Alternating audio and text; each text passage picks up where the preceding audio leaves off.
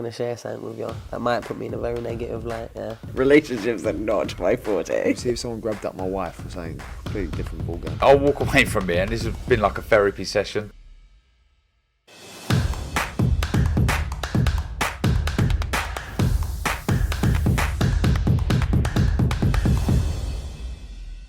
Oscar Evis, IFL TV, proudly sponsored by Everlast. We're in Leeds.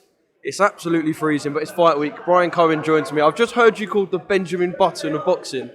Not many better compliments to start your Thursday afternoon. I mean, it doesn't get any better than that. I appreciate it. I've been called much worse. Actually, in Leeds, I've been called much worse. So the Benjamin Buttons compliment was much appreciated. Feel free to give examples of what worse you've been called. Oh, man, Forrest Gump, Ben Stiller. No, there's a whole bunch. There's some are not too PG, so we won't get into that. I was going to say, you got off lightly if Forrest Gump was the worst you've been called. Let's talk about why we're here, why you're here, of course. Ebony Bridges, Shannon OConnell. Really good fight on paper. Two Aussies, an Australian derby in Leeds. There's been that back and forth. We're kind of taking all that away, because I know that's what the fans will focus on, kind of the verbals. Sure. Tell us about how good of a fight this is in the ring. You know, it's going to be a very interesting fight for two reasons. One, Shannon OConnell has a lot of experience, although when she fights, she kind of fights like an unattended fire hose. So, you know, her experience sometimes is negated because of her bad footwork and wide punching. Number two is Ebony is such a determined fighter.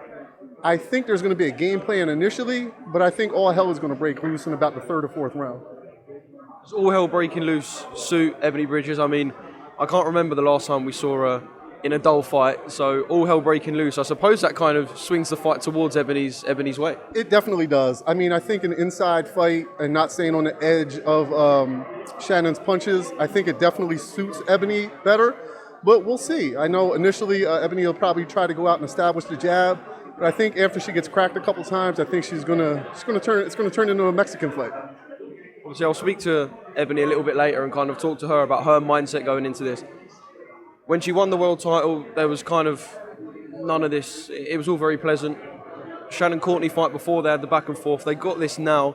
How is Ebony going into a fight when there is that little bit of needle? Is she one of the fighters who kind of needs that, or she gets up for a fight more than that, or is it one of them things she perhaps enjoys but it doesn't really affect her? So Eb is the type of person, she doesn't need anything to get up for a fight. Ebony is the first person in the gym, last person to leave. Ebony is probably one of the hardest workers I've ever worked with or ever been around. I think it adds a little bit extra hot sauce, if you will, to it, but you know, I don't think it's going to distract her or anything, and I don't think it's going to take her out of her game plan initially. I mean, from being a fighter yourself, this is something that you're well placed to answer, I suppose. When you've got that little bit of needle, would it be easy, even for world-class fighters, to go in there and kind of lose control of a game plan? And next thing you know, you're a minute in, you've thrown 100 punches, and you're kind of tired. Would it be easy to lose that sense, even if you are a world-class fighter? It would be easy. That's why you have to have a corner to reel you back in. It's always good to have a good corner there. She has Mark Tibbs that she's been working with. She obviously, my wife, Kaylee Reese. And I'll be there. Also, Mr. Tibbs will be there, Mark's father. So if it does get out of hand and things start going out the window, so to speak, we'll be able to reel her back in, because one thing about Ebony, as well as being a hard worker, she's a great listener.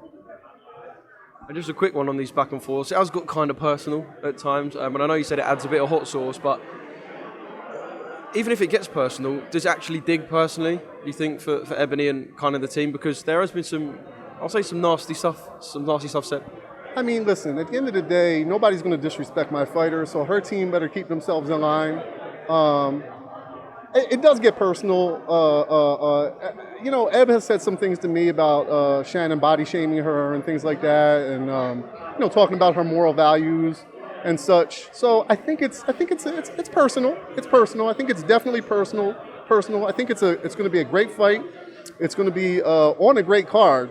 And I think it has the potential of being fight of the night. We've got a potential promoter's dream after another Shannon Courtney will be fighting on the card. And you know what the British fans are going to say and what they're going to demand. Ebony wins, Shannon wins, a little bit of head-to-head in the ring. It kind of all makes sense for Saturday night. It does make sense. I just, you know, that first fight kind of hurt Ebony. I think Ebony thought she won the Shannon Courtney fight. I don't know when Ebony comes out victorious, I don't know if she's going to be so.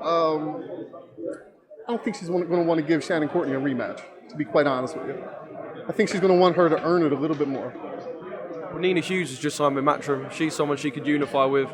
Obviously, there's less kind of personal feeling there, so I suppose that's something, and especially because it's a unification, that would be something I imagine Ebony would be more than up for. So Nina Hughes just beat my other fighter. So Nina Hughes beat Jamie Mitchell. So I would love that fight and get that belt back in our stable. So that's a fight I would definitely look forward to.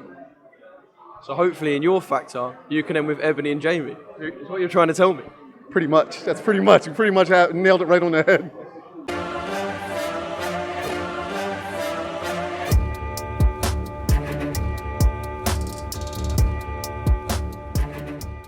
I'm gonna share something with you. That might put me in a very negative light. Yeah. Relationships are not my forte. See if someone grabbed up my wife for saying completely different ballgame. I'll walk away from it, and this has been like a therapy session.